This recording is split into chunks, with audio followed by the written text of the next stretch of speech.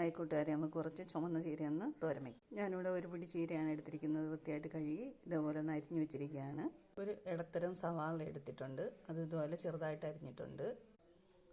അതിന് ആവശ്യമായിട്ടുള്ള അരപ്പിന് വേണ്ടിയിട്ട് ഞാൻ കുറച്ച് തേങ്ങ എടുത്തിട്ടുണ്ട്, 2 പച്ചമുളക് എരിവിന് വേണ്ടിയിട്ട്, കളറിന് വേണ്ടിയിട്ട് സ്വല്പം മുളക് പൊടി, മഞ്ഞൾപ്പൊടി, വെളുത്തുള്ളി, ഇത്രയും കൂടെ എടുത്തിട്ടുണ്ട്. ഇത് നമുക്കൊന്ന് ചതച്ചെടുക്കാം. നമുക്ക് ഒരു പാൻ അടപ്പത്ത് വെക്കാം. കുറച്ച് വെളിച്ചെണ്ണ ഒഴിച്ചു കൊടുക്കുക.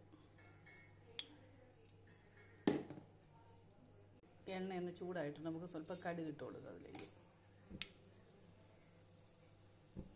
ഇതെല്ലാം ഒന്ന് പൊട്ടി വന്നിട്ടുണ്ട്. അരിഞ്ഞ് വെച്ചിരിക്കുന്ന സവാള അതിനകത്ത് ഇട്ട് കൊടുക്കുക. സവാള എല്ലാം ഒന്ന് വഴണ്ട് വന്നിട്ടുണ്ട്. ഒന്നുകൂടെ ഒന്ന് വഴണ്ട് കിട്ടട്ടെ.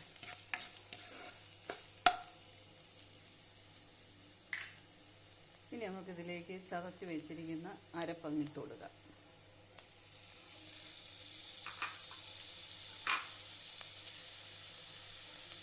സ്വല്പം വെള്ളം ഒഴിച്ചു കൊടുക്കുകയാണ്. ഇനി അതിലേക്ക് അതിനാവശ്യമായിട്ടുള്ള ഉപ്പുപൊടിയും കൂടെ ഇട്ട് കൊടുക്കാം. ഇങ്ങനെ ചെയ്ത് കഴിഞ്ഞാൽ നമുക്ക് അവിടെ ഇവിടെ ആയിട്ടൊന്നും പിടിക്കത്തില്ല. മൊത്തത്തിൽ ചീരയ്ക്കകത്ത് മൊത്തത്തിൽ തോരനകത്തങ്ങ് ഉപ്പ് പിടിക്കും. ഈ അരപ്പിനകത്ത് ഉപ്പങ്ങ് മിക്സ് ആകുമ്പോൾ എല്ലാം ഒന്ന് ഇളക്കാം. ഒന്ന് ചെറുതായിട്ടൊന്ന് തിളച്ച് വന്നിട്ടുണ്ട്. അപ്പോൾ എല്ലാം ഒന്ന് തിളച്ച് വന്നിട്ടുണ്ട്. നമ്മൾ അരിഞ്ഞ് വെച്ചിരിക്കുന്ന ചീര അതിനകത്തോട്ടങ്ങ് ഇട്ട് കൊടുക്കുക. ഇതും കൂടി നമുക്കൊന്ന് ഇളക്കി കൂട്ടിയെടുക്കാം. നമ്മളിതേപോലെ ഒന്ന് ഇളക്കി വെച്ചിട്ടുണ്ട്. ഒന്ന് അടച്ച് വെച്ചിട്ട് ആവിയിലൊന്ന് വേവിച്ചെടുക്കുക.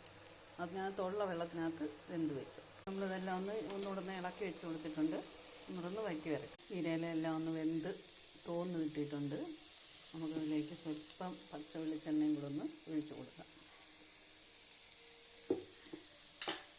എല്ലാം ഒന്ന് ഇളക്കിയെടുക്കാം.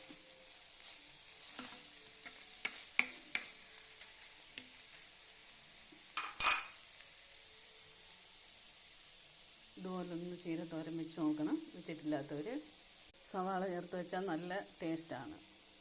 എല്ലാവരും ഒന്ന് ട്രൈ ചെയ്ത് നോക്കണം. Thank you.